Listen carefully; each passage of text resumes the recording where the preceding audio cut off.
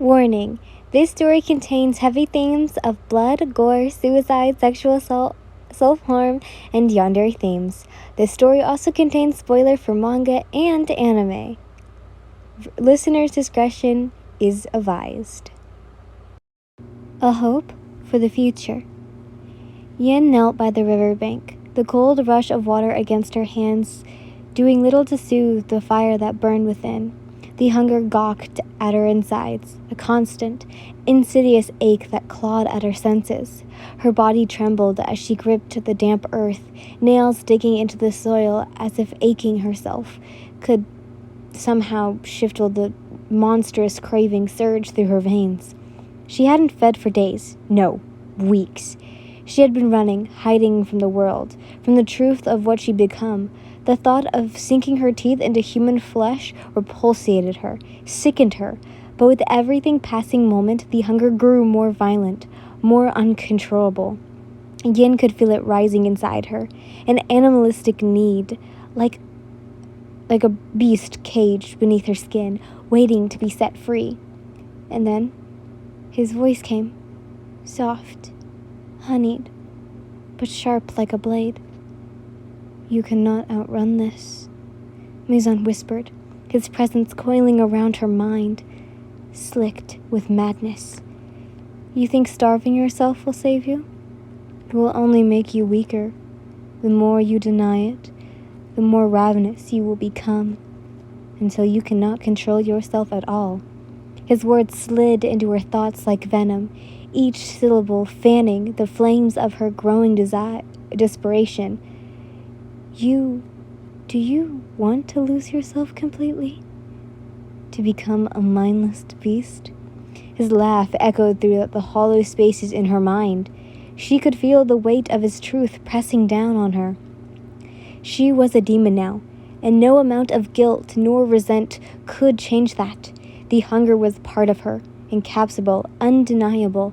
Her breath came in shallow breaths, the edges of her vision blurry.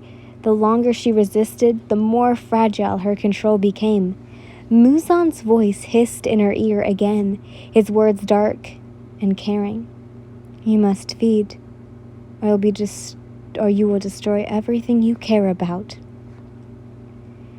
Yin watched the child from the shadows, her hunger a constant whisper in the back of her mind, but the delicate scent of wisteria wrapped around him like a shield, keeping a gawking urge at bay.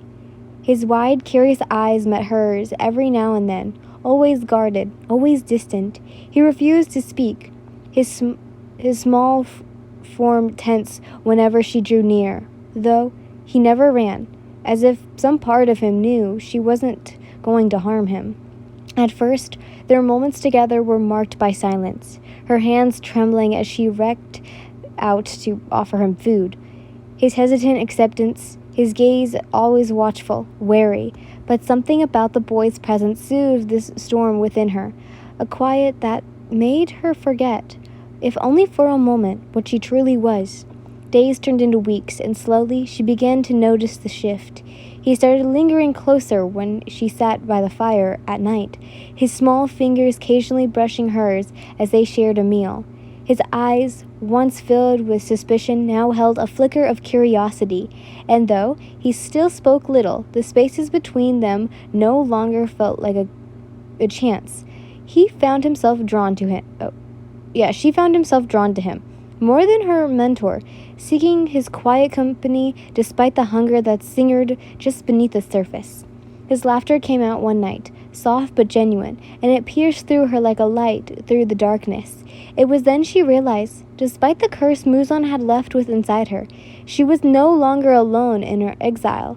Slowly they were becoming something of companions. They shared silence of language and its own, one that neither of them needed to break. One evening after the sun dipped low behind the trees, casting long shadows over the forest, Yin sat inside the small house by the fire, the only silence of warmth she could receive, and absently tend to the flames. Kyoko was out for the night, traveling to a nearby town for supplies. In her weariness, she forgot to put her mask back on after bathing in the nearby stream. The child, sitting across from her, glanced up from his food, and his eyes locked onto her face, her bare, unhidden face. For a moment, panic seethed, her breath catching in her throat. She had seen it before.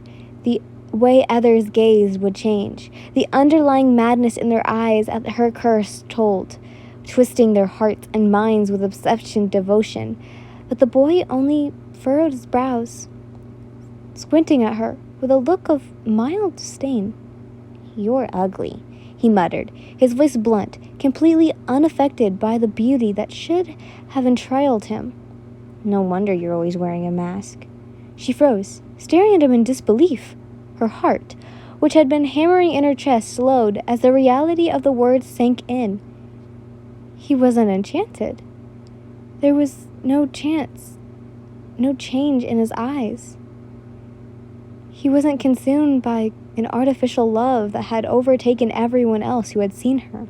Instead, he sat there, scowling at her as if she was nothing more than a person, not a demon, not a cursed being, just someone he found unattractive. The shock of it was overwhelming, but then she felt it. Joy, pure unexpected, blossomed within her chest.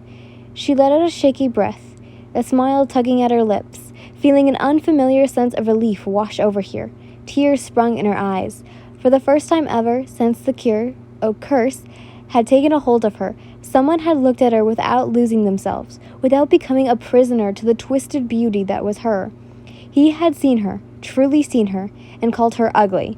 And to her, in that moment, it was the most beautiful word that she had ever heard. Noticing the ushered tears springed with an unsettling smile, he shuddered. Have you gone mad or something?" he mumbled, biting into the bread she had given him earlier. Thinking she was upset, but was coming over her feelings with a smile, he added, "It's okay to be ugly. At least when people love you, you know it's because of what's on the inside." He blushed slightly. The smile remained on her face, but there was a bit of melancholy to it. Yes, if only that were the case. As the flickering firelight danced around them, the child reached into his small satchel, his brows furrowed in contrast.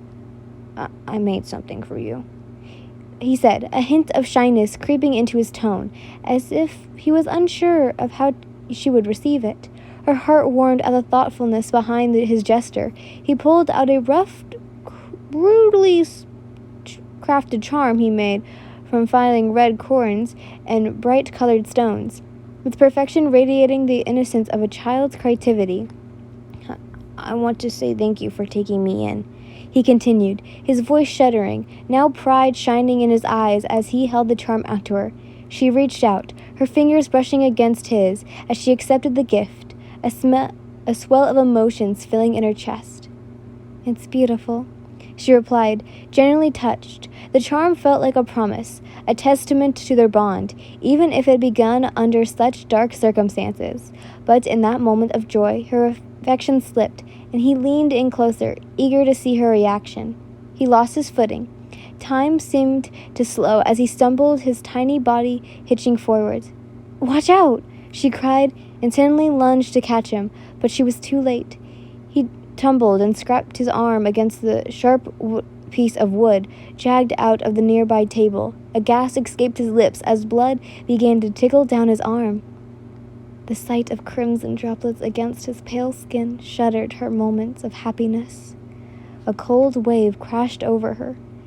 The smell of wisteria was completely overwhelmed in an instant. Marichi.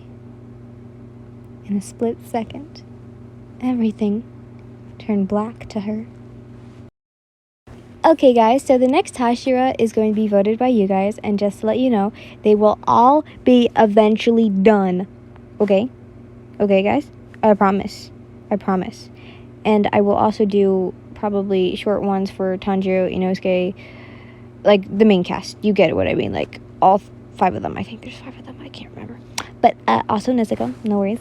But for the time being, I'm going to finish this book, what is already on, I think, technically there's only 1 chapter left, so Monday you're gonna get it. Yeah, but anyways, I love you all so much. Bye! Mwah.